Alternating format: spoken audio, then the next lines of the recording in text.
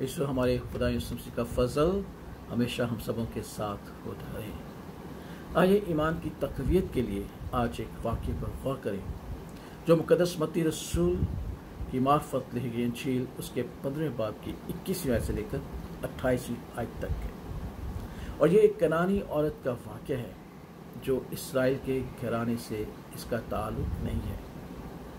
ये कनानी औरत अपनी फरियाद को, अपनी इल्तिजा को, अपनी दरख्वास्त को, अपनी मिन्नत को खुदा यीशु मसीह के पास लेकर आती है और उससे कहती है, ऐ खुदावंद इब्ने दाऊद, मुझ पर रहम कर, एक बदरू मेरी बेटी को बहुत सताती है।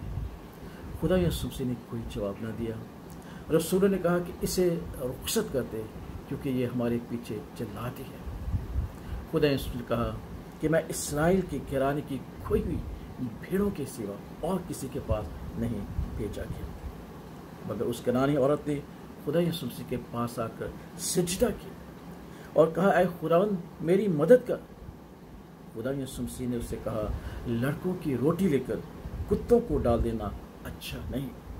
उसने कहा, हाँ मालिक, हाँ खुदावंद, क्योंकि कुत्ते भी उन टुकड़ों में से खाते हैं जो उनकी मालिकों की मेज से गिरते हैं। इस पर खुदा यीशु मसीह ने उससे कहा, ऐ औरत, तेरा ईमान बहुत बड़ा है, जैसा तू चाहती है तेरे लिए वैसा ही हो। और उसकी बेटी ने उसी घड़ी शिफा पाई। खुदा यीशु मसीह ने उस कनानी औरत के ईमान की तारीफ की और कहा, ऐ औरत, तेरा ईमान बहुत बड़ा है। और फिर कहा, जैसा तू चाहती है तेरे लिए वैसा ही हो।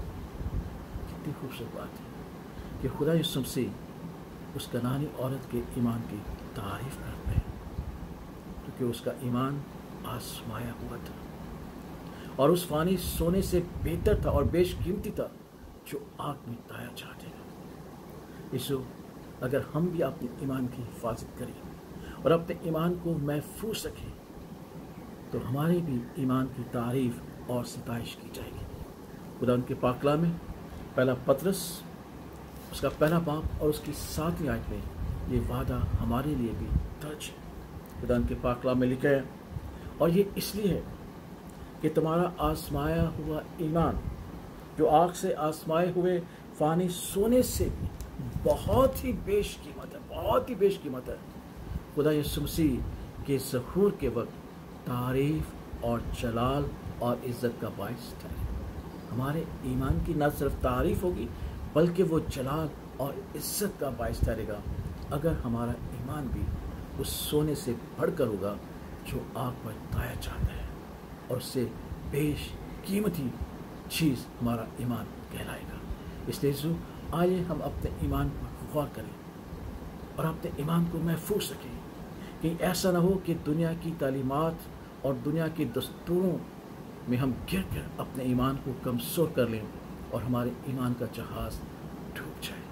अपने ईमान की हिफाजत कीजिएगा क्योंकि खुदा का पाक कलाम में सिखाता है कि ईमानदारों को एक ही बार सौंपा जाता है। इसलिए आप ईमान की हिफाजत कीजिएगा, उसकी तक़वियत के लिए खुदा के कलाम से सीखेगा और ईमानदारों की ज़िंदगी से अपने ईमान को मजबूत कीजिएगा ताकि खुदावंद यीशु मसीह के ज़हूर के वक्त हमारे ईमान की तारीफ़ हो, हमारे ईमान को जलाल और इज़्ज़त बख्शा जाए।